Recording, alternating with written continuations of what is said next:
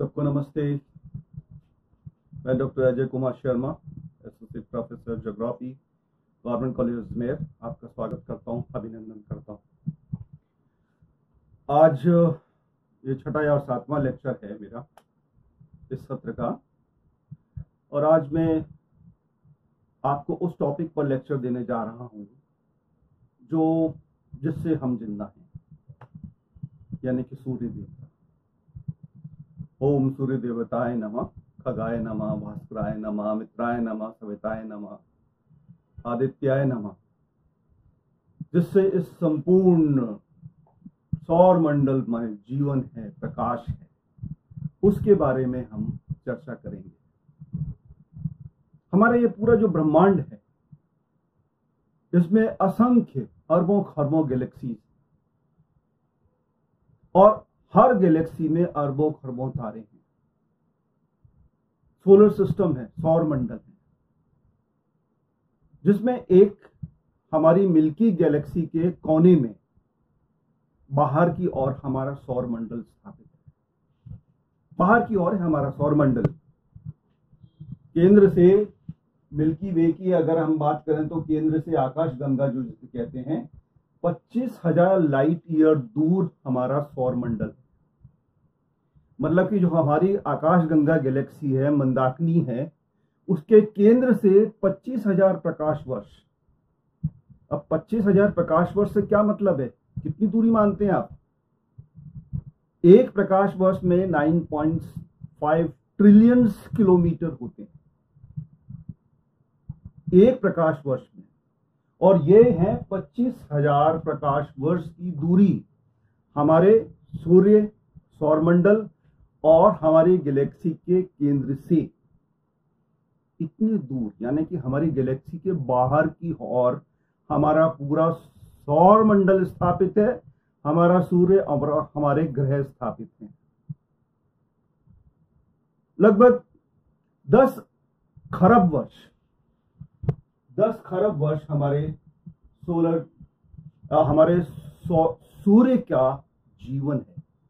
10 खरब वर्ष, और आपको जान के आश्चर्य होगा, उसमें से आधा हम बिता चुके हैं। अब हमारे पास आधा ही बचा है। ये मतलब ये प्रौढ़ावस्था, हमारा सूर्य प्रौढ़ावस्था की ओर बढ़ रहा है या बढ़ चुका है। और अगर आप देखें तो मैं इसके बारे में कुछ फैक्ट्स बताऊं आपको। एक तो हमारे सौरमंडल, हमारा जो सूर्य है और उसकी पृथ्वी की दूरी है लगभग 150 मिलियन किलोमीटर। एग्जैक्ट ये है 149,597,893 किलोमीटर। और संस्कृत में इसको स्वर, भास्कर और न जाने कितने नामों से पुकारा जाता है। इंग्लिश में, ओल्ड इंग्लिश में इसको सुने या सोना के नाम से जाना जाता है। ग्रीक भाषा में इसे सोल और हेलोसिस नाम से जाना जाता है। अब मैंने आपको बताया हमारी आकाश गंगा से 25,000 लाइट ईयर प्रकाश वर्ष की इसकी दूरी है। दूसरी बात, आकाश गंगा की जो परिक्रमा जो करता है हमारा सूर्य, वो लगभग 225 मिलियन वर्षों में करता है। 1 million is equal to 10 lakh years. तो 225 मिलियन वर्ष में हमारा सूर्य हमारी आकाश गंगा के केंद्र की परिक्रमा करता है। घनत्व जो है जल का एक माने तो सूर्य का 1.409 है। द्रव्यमान अगर पृथ्वी का एक माने तो 3,32,946 इसका द्रव्यमान है। इतना बड़ा है हमसे, मतलब कि 109 गुना, पृथ्वी के व्यास से 108 गुना अधिक। आयतन जो पृथ्वी का अगर एक माने हम, तो सूर्य का आयतन है 1.303 मिलियन। इतना बड़ा सूर्य है। और अगर आप देखें पूरे हमारे सोलर सिस्टम का, सौर मंडल का द्रव्यमान देखें तो 99.86 उसमें सूर्य ही है। देखिए कितना बड़ा हमारा तारा है। हालांकि है छोटा, मध्यम आकार का, लेकिन हमारे सोलर सिस्टम या सौर मंडल के मुताबिक ये बहुत बड़ा तारा है। और इसका प्रूफ ये है कि 99.86% हमारे द्रव्य पूरे सोलर सिस्टम का, सौर मंडल का द्रव्यमान इसमें समावित है। बाकी जो बचा हुआ है इस 100 में से पॉइंट समथिंग, उसमें हमारे 8 या 9 ग्रह, एस्ट्रॉइड बेल्ट्स, ये सब आते हैं। तो अगर धरातल पर गुरुत्व देके हम सूर्य के, तो पृथ्वी का गुरुत्व 1 है, तो 27.9 सूर्य का गुरुत्व है। इतना अधिक गुरुत्व बल है सूर्य का। और स्पेक्ट्रम की बात करें हम, तो स्पेक्ट्रम G25 है। ये G25 क्या होता है इसके बारे में आपको मैं आगे भी बताऊंगा, इसको ध्यान रखिएगा। इसके धरातल का जो तापमान है वो 5500 डिग्री सेंटीग्रेड है। धरातल मतलब बाहर, कोरोना जो बाहर वाला स्फीयर है, जिसे फोटोस्फीयर भी कहते हैं, उसका। और जो अंदर, जैसे जैसे हम सूर्य के अंदर केंद्र की ओर जाते हैं, तो ये तापमान बढ़ के हो जाता है 15 मिलियन डिग्री सेंटीग्रेड। देखिए कितना बड़ा रिएक्टर काम कर रहा है यहां पर, और किसके रूप में कर रहा है? हाइड्रोजन और हीलियम।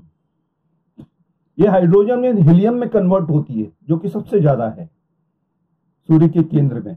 तब इसमें फ्यूजन होता है, जिसे हम न्यूक्लियर फ्यूजन के नाम से जानते हैं।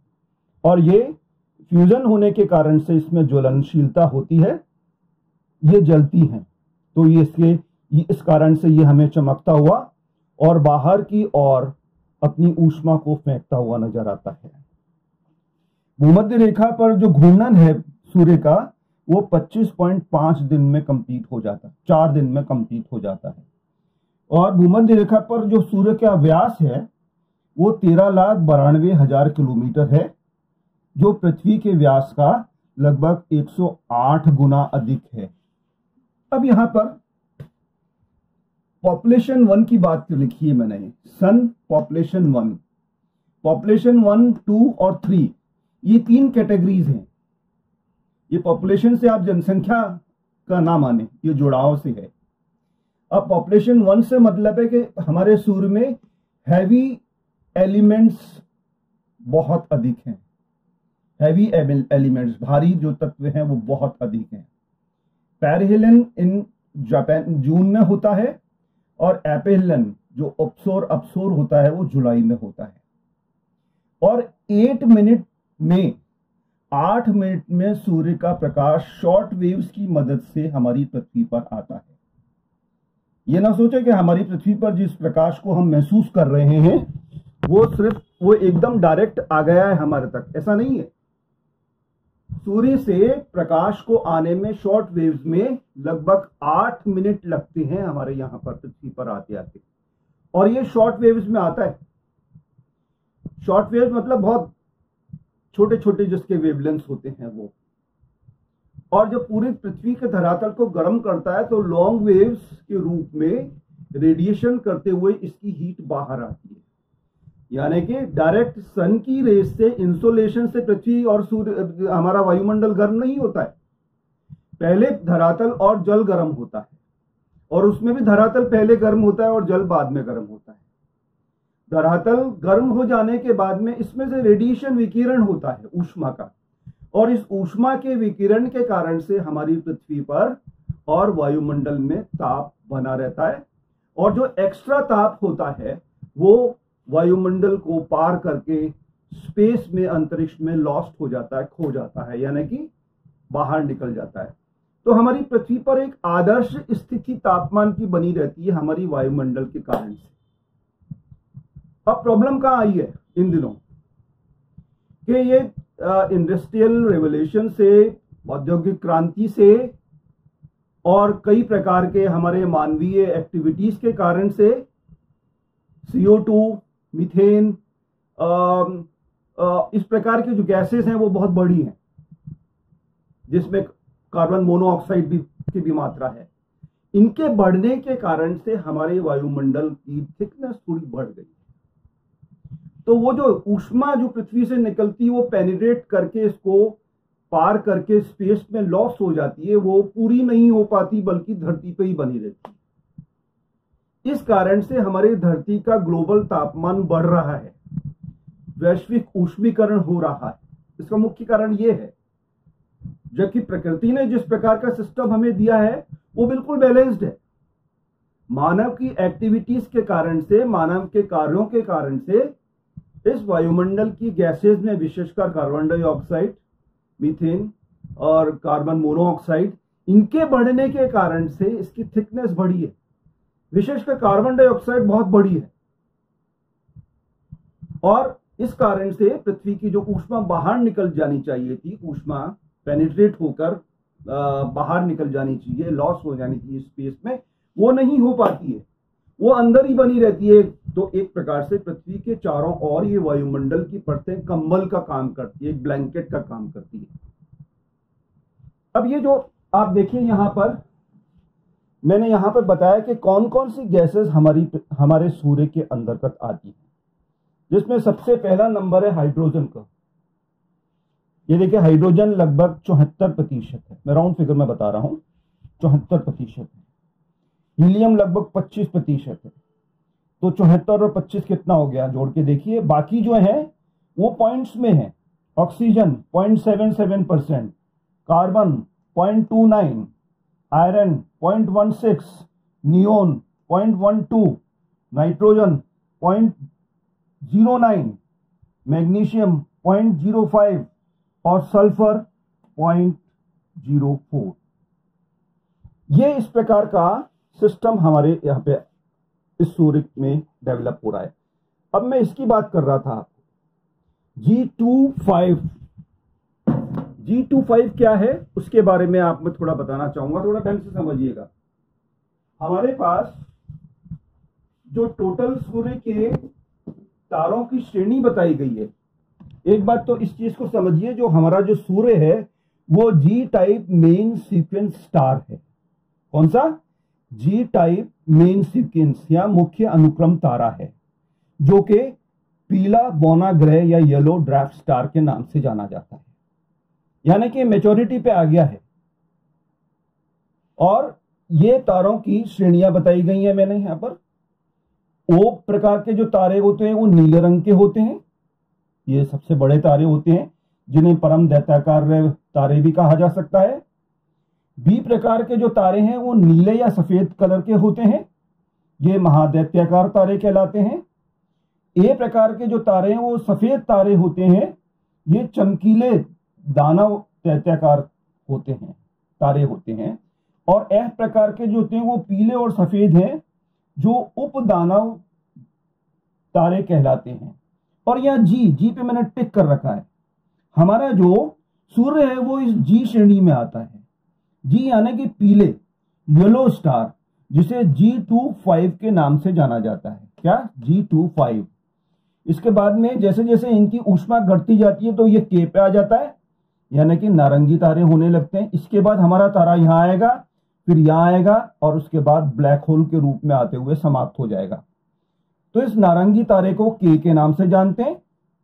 एम मतलब लाल तारे, और ये 0 से लेकर 9 तक का अंक इसमें दिया जाता है, और साथ ही रोमन अंक में 1 2 3 4 5 लगाया जाता है। तो हमारा जो सन है वो G25 की श्रेणी का तारा है। अब ये G25 का श्रेणी का तारा होने का मतलब है ये परिपक्व हो चुका है, मैच्योर हो चुका है, और पीले से नारंगी की ओर जा रहा है। पीले से नारंगी की ओर जाएगा, नारंगी से ये लाल होगा, और लाल से होते हुए ये सफेद होगा, और सफेद होने के बाद में धीरे धीरे ये अपनी पूरी ऊष्मा को खो देगा, और सारी की सारी इसकी गुरुत्वाकर्षण एक स्थान पर एकत्रित हो जाएंगी। यहां पर ब्लैक होल बनने की संभावना भी बनती है। यह जरूरी नहीं है कि हर तारा ब्लैक होल बने मृत्यु पर। तारे का जन्म भी होता है और उसकी मृत्यु भी होती है।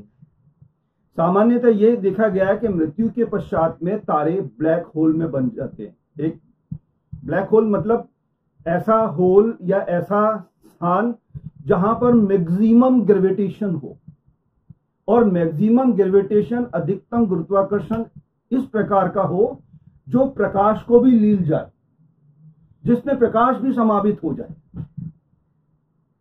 और इसके आसपास जितने भी चीजें आती हैं वो उसमें समावित हो जाती हैं। ऐसे ऐसे ब्लैक होल को हम सूर्य के खत्म होने के पश्चात इस ब्रह्मांड में देखने की परिकल्पना करते हैं। मैं परिकल्पना यूज कर रहा हूं वर्ड, क्योंकि अभी ब्लैक होल पर काम चल रहा है। अभी ब्लैक होल पूरी तरह से सैद्धांतिक रूप से, व्यवहारिक रूप से प्रमाणित नहीं किए गए कि हमारे यूनिवर्स में कितने ब्लैक होल और किस रूप में, लेकिन गणितीय और भौतिकी के आधार पर ये तथ्य निकाले गए हैं कि हमारे ब्रह्मांड में ब्लैक होल होते हैं, और ये ब्लैक होल किसी भी तारे के समाप्ति के पश्चात बनते हैं। और ये जरूरी भी नहीं है कि प्रत्येक तारा समाप्ति के पश्चात ब्लैक होल बने। इस चीज को भी ध्यान रखने वाली बात है। अब ब्लैक होल में अंदर जाकर कोई भी वस्तु पीछे से बाहर आती है। जब वो पीछे से बाहर आती है तो वो व्हाइट होल कहलाता है। तो ब्लैक होल से निकलना और व्हाइट होल से बाहर आना, और ये पूरा का पूरा जो एक कीपाकार जो एक प्रकार की वेन है, इस वेन को कहा जाता है worm hole, WORMHOLE, worm hole. ये वर्म होल, ब्लैक होल और व्हाइट होल के ऊपर जो काम चल रहा है, ये आने वाले समय में क्वांटम फिजिक्स से रिलेटेड बहुत सी चीजें हमारे सामने, हमारे ब्रह्मांड की सच्चाइयां लेके आएगा। जितना जितना हम क्वांटम फिजिक्स को, मैकेनिज्म को जानेंगे, जितना जितना इसके रहस्य के पर्दे खुलेंगे, उतना उतना अधिक इस ब्रह्मांड को, हमारे सोलर सिस्टम को, हमारी गैलेक्सीज को समझना आसान होता चले जाएगा।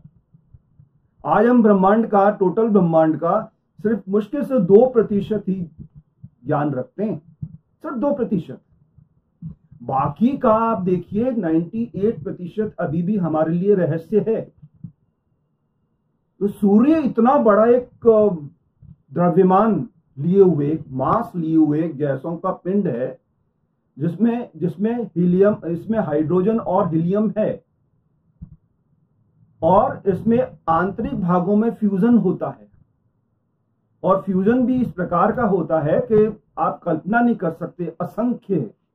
असंख्य, कोई काउंट नहीं है। बड़े बड़े जैसे परमाणु बम जैसे फूटते हैं, उस प्रकार से। और ये बाहर की ओर निकलती है ऊष्मा,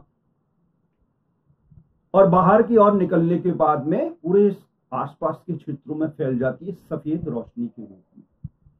लेकिन वास्तव में ये सफेद नहीं होती है।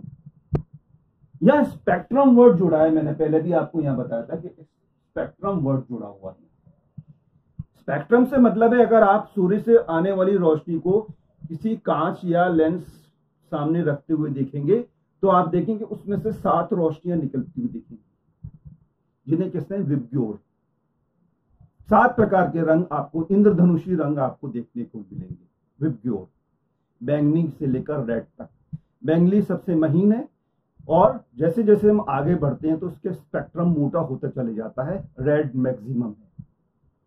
तो हमारी पृथ्वी पे जो रंग हैं, चाहे फूलों के रंग हो, पेड़ों के रंग हो, हमारे रंग हो, हमारे पेड़ पशुओं पे पंछियों के रंग हो, वो सब इस सूर्य की रोशनी के कारण से। हमारे चारों वेदों में सूर्य के बारे में बहुत विस्तार से लिखा है। और सूर्य सिद्धांत एक पुस्तक भी मैंने आपको बताई थी, जो सूर्य के सिद्धांत के ऊपर है, जिसमें सूर्य और उसके होने वाली सभी प्रकार की एक्टिविटीज के बारे में बताया गया है। आपको जान के आश्चर्य होगा कि सूर्य के 108 नाम बताए गए हमारे साहित्य में। 108 अलग अलग नाम।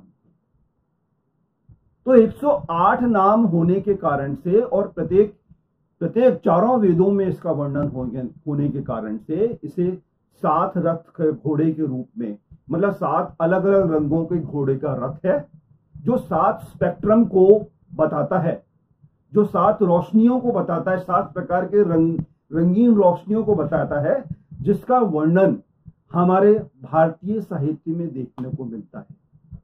और सूर्य ग्रहण और चंद्र ग्रहण की बिल्कुल सटीक गणना हमारे भारतीय ग्रंथों में की गई है। सूर्य और पृथ्वी की दूरी, जिसे हम जियोडेसी के नाम से भी जानते हैं, भूगणितीय, पृथ्वी और पृथ्वी के आसपास के जो ग्रह हैं, उनसे रिलेटेड जितने भी प्रकार के मेजरमेंट्स होते हैं, जितने भी प्रकार के मापन होते हैं, उनको हम जियोडेसी या भूगणित के अंतर्गत रखते हैं।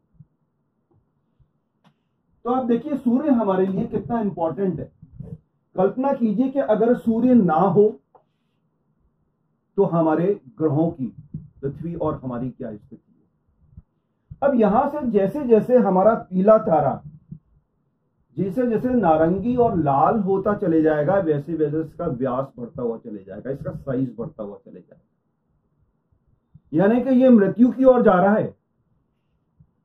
ये बढ़ेगा, इसका आकार बढ़ेगा, और आकार इतना बढ़ेगा इसका, जो हमारे सोलर सिस्टम के सौर घर के इनर प्लेनेट हैं, इनर प्लेनेट आंतरिक ग्रह, जिसमें बुध, मंगल, पृथ्वी, बुध, शुक्र, मंगल, पृथ्वी और मंगल, ये चारों जो ग्रह हैं ये आंतरिक ग्रह कहलाते हैं।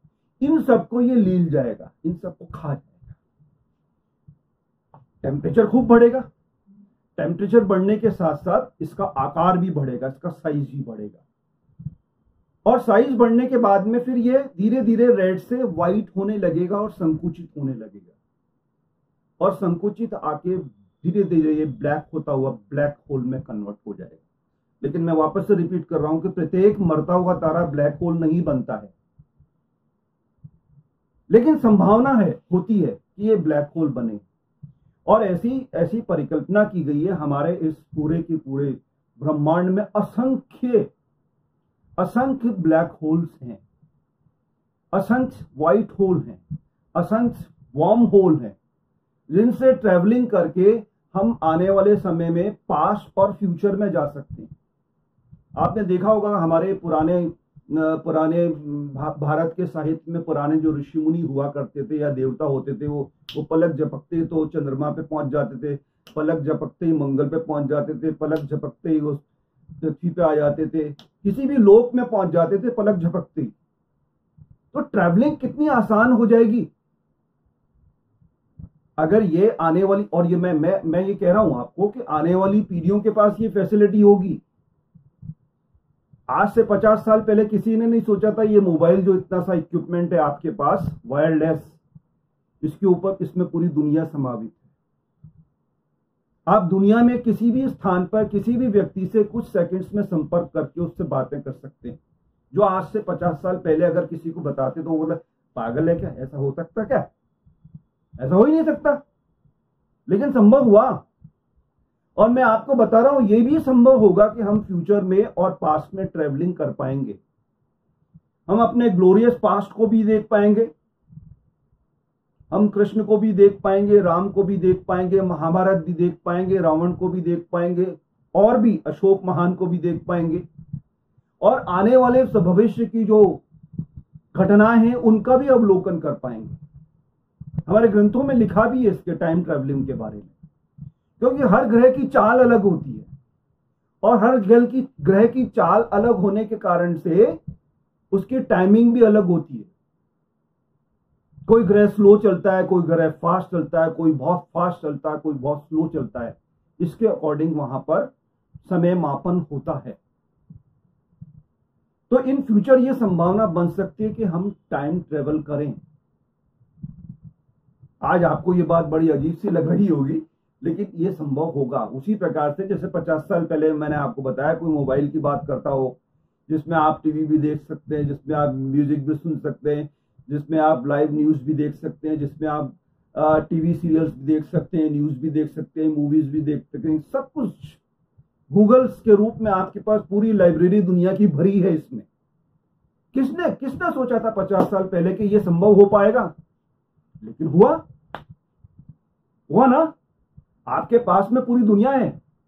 कोई सहवाग का इंटरव्यू बताता ना कि दुनिया हमारी मुट्ठी में, दुनिया हमारी मुट्ठी में, मतलब कि आने वाला समय हमारे लिए टेक्नोलॉजिकल साइड से बहुत ही ज्यादा खुला होगा, और उस हिसाब से टेक्नोलॉजी के हिसाब से हमें मस्तिष्क को भी खोलना पड़ेगा।